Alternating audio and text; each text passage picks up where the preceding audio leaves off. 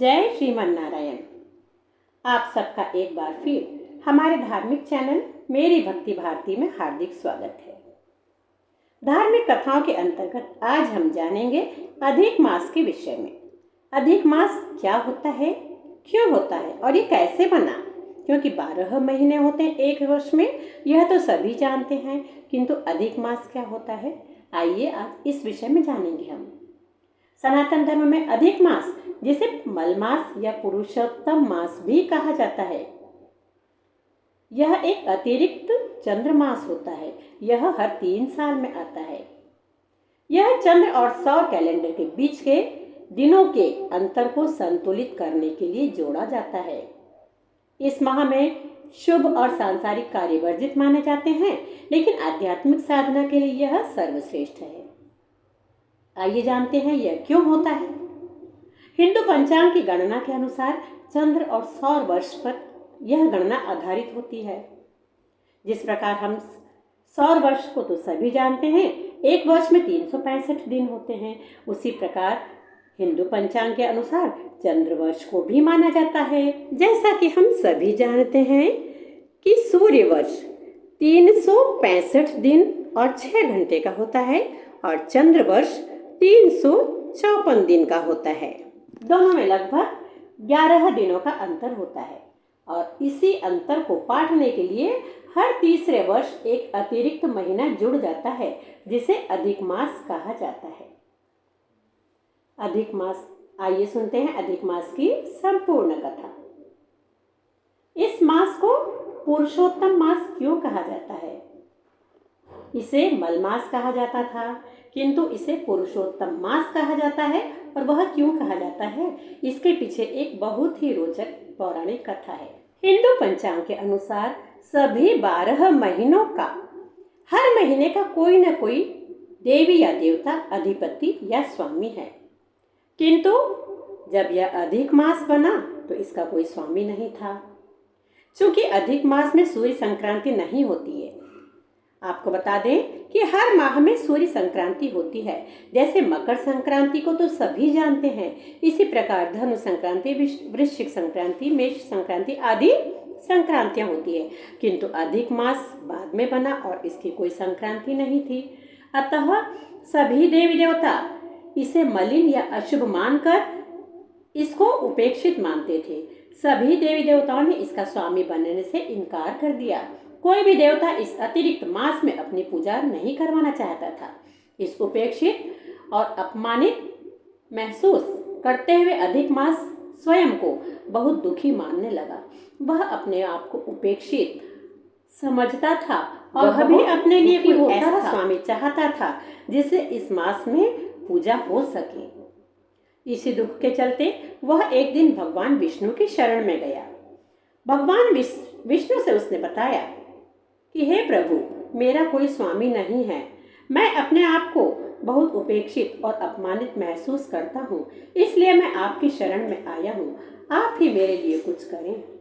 भगवान विष्णु ने इस मास की व्यथा सुनी और प्रसन्न होकर उसे वरदान दिया कि अब तुम उपेक्षित नहीं होगे।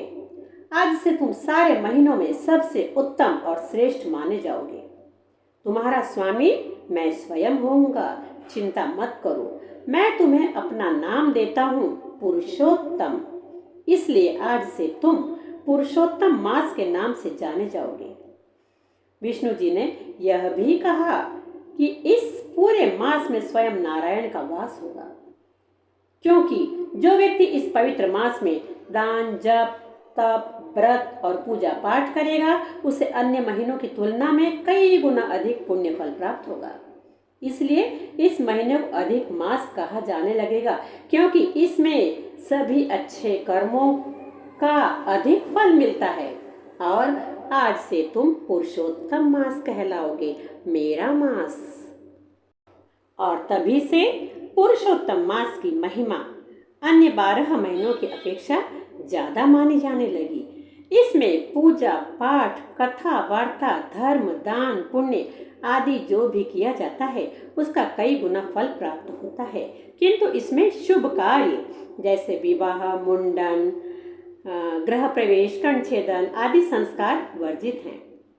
उसका भी एक कारण है, क्योंकि ये सब आयोजन करने में मनुष्य का ध्यान उसके सांसारिक कामों में लग जाता है और वह इतने समय के लिए भक्ति से विमुख हो जाता है। इसलिए इस माह में धार्मिक ये सांसारिक आयोजन जो है वर्जित होते हैं, सांसारिक कार्य वर्जित होते हैं और धार्मिक कार्य अधिक होते हैं। इसी से जुड़ी एक और कथा है, वह भी जानिए। जब हिरण्यकश्यप ने प्रहलाद को मारने के लिए कई जतन किए, उसे पहाड़ों से फेंका, उसे जंगलों में जंगली जानवरों के आगे छोड़ा, आग में होलिका के साथ जलने के लिए बैठाया, किंतु होलिका तो स्वाहा हो गई और प्रहलाद सुरक्षित बच गए, क्योंकि वे भगवान विष्णु के भक्त थे। इस प्रकार उसने कई जतन किए और प्रहलाद को नहीं मार सका। उसके अत्याचार बढ़ते जा रहे थे, किंतु हिरण्यकश्यप ने बहुत पहले कठिन तपस्या करके भगवान ब्रह्मा से यह वरदान लिया था कि मुझे संसार में कोई ना मार सके, ना मनुष्य, ना पशु, ना मैं धरती पर मरूं, ना आकाश में, ना मैं अस्त्र से मरूं, ना शस्त्र से, और ना ही वर्ष के किसी भी माह में, किसी भी समय में, ना घर में, ना बाहर ऐसे मरूं। तो अर्थात वह अमर होना चाहता था, लेकिन भगवान विष्णु के आगे भी भला कभी किसी की चली है? उसे मारने के लिए भगवान ने समय तो निर्धारित कर ही रखा था, किंतु ब्रह्मा जी के वरदान को भी विफल नहीं करना चाहते थे। ब्रह्मा जी के वरदान का भी मान उन्हें रखना था। अतः भगवान ने, जब उसने यह वर भी मांगा था कि वर्ष के 12 महीनों में से किसी भी महीने में मैं ना मरूं, मेरी मृत्यु ना हो, तब भगवान ने इसी माह को चुना और इस अधिक मास में उन्होंने नरसिंह अवतार लेकर हिरण्यकश्यप का वध किया। अतः हिरण्यकश्यप की मुक्ति हुई और प्रहलाद को श्रीमन नारायण की भक्ति का ऐसा फल मिला कि स्वयं श्री हरि ने उसे अपनी गोद में बैठाया। इसीलिए कहते हैं इस माह में भक्ति, धर्म, कर्म और पुण्य कार्यों का अत्यधिक फल मिलता है। अधिक मास भगवान विष्णु को समर्पित होता है, इसलिए इसमें ऐसे कार्य करें जिनका उत्तम फल प्राप्त हो। भगवान की पूजा, श्री हरि विष्णु के मंत्रों का जाप और उनकी कथा सुनना, दान पुण्य, अन्न, वस्त्र, जल और गौशाला में दान का विशेष महत्व है।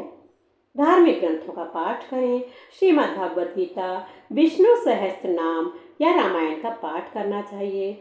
व्रत पूरे माह करें और ना कर सके तो मास के विशेष दिनों में उपवास रखने से पापों का नाश होता है और पुण्यों का अधिक फल मिलता है।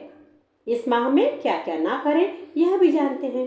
क्योंकि यह मास मुख्य रूप से आत्मशुद्धि, त्याग और भगवान की भक्ति के लिए होता है, इसलिए इस दौरान विवाह, मुंडन, गृह प्रवेश और नया व्यापार आदि शुरू करने जैसे सांसारिक और मांगलिक कार्य वर्जित माने जाते हैं।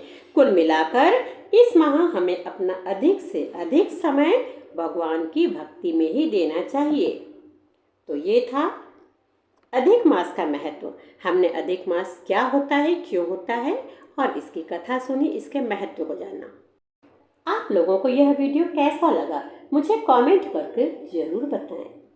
यदि वीडियो पसंद आया है, यह जानकारी पसंद आई है, तो इसे लाइक और शेयर जरूर करें। और हाँ, चैनल पर पहली बार हैं तो इसे एक बार सब्सक्राइब जरूर करें। तो मिलते हैं अगले वीडियो में एक नई कथा के साथ। तब तक के लिए जय श्रीमन नारायण। आइए एक बार फिर कहें, श्रीमन नारायण नारायण हरि हरि। जय श्रीमन नारायण।